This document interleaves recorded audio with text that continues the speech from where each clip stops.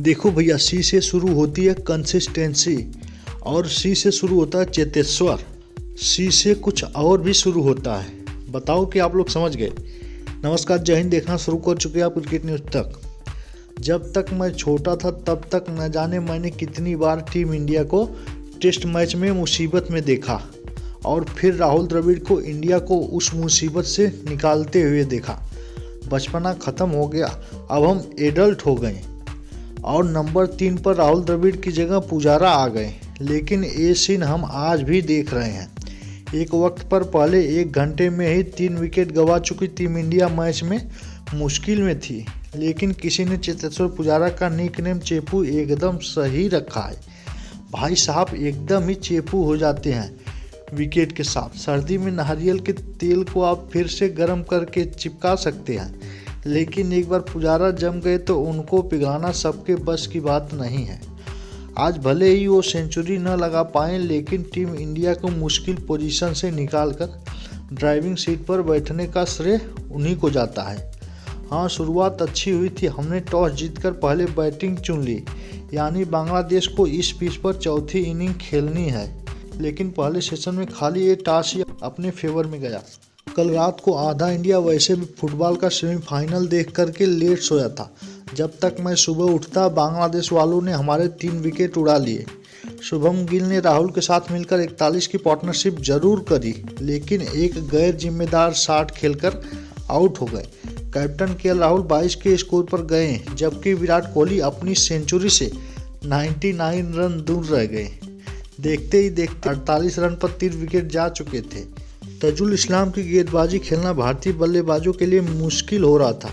ऐसे में जोड़ी बनी आग और बर्फ की।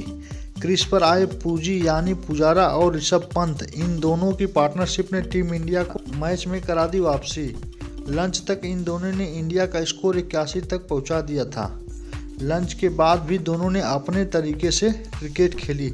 ऋषभ पंत खरगोश थे तो चेतेश्वर पुजारा कछुआ, लेकिन दोनों ने मिलकर अपनी अपनी स्पीड से ही इस टेस्ट में इंडिया की वापसी करा रहे थे। ऋषभ पंत का काउंटर अटैक 45 गेंदों में 48 का था। इस बीच उन्होंने 6 चौके और 2 छक्के मारे। आउट हुए तो पुजारा ने सुरेश अय्यर के साथ गाड़ी आगे बढ़ाई।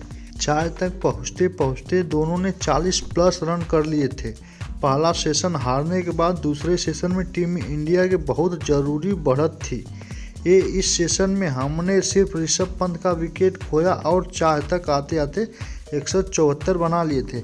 विकेट गिरे थे 4। चाय खत्म हुई, पुजारा वापस आए, लेकिन ऐसा लग नहीं रहा था कि उन्होंने चाय पर कुछ खाया पिया, बल्कि उनको देखकर लग रहा था कि उन्होंने लंच भी नहीं किया, क्योंकि खाने में वह सिर्फ गेंदें और बांग्लादेश के गेंदबाजों का शब्द ये दोनों खा रहे थे। जब से पुजारा ने अपना डेब्यू किया है, उसके बाद सिर्फ 3 ही बल्लेबाज ऐसे हैं जिन्होंने पुजारा से ज़्यादा बार एक ही इनिंग में 100 गेंदें खा ली हैं। वो बल्लेबाज इंग्लैंड के जो रूट और पाकिस्तान के अजहर अली हैं। पुजारा ने आज फिर से 100+ गेंदें टेस्ट क्रिकेट में एक ही इनिंग में खा ली, और ऐसा उन्होंने 56वीं बार किया।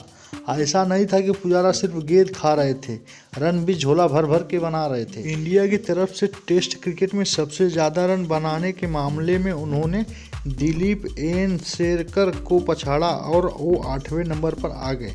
पुजारा अपनी सेंचुरी की तरफ भी बढ़ रहे थे। 51 पारियों के बाद ये उनकी पहली टेस्ट सेंचुरी होती, लेकिन बांग्लादेश की तरफ से दिन के हीरो रहे गेंदबाज शाहिदुल हसन को एक बार फिर से उनके अच्छी गेंदबाजी का इनाम मिला और पुजारा 90 पर आउट हो गए। अगले बल्लेबाज अक्षर पटेल थे, जिन्होंने आखिरी गेंद पर अपनी विकेट दांव पे लगा दी, लेकिन सुरेश अय्यर ने एक छोर थामे रखा और नॉट आउट 82 पर खेल रहे हैं।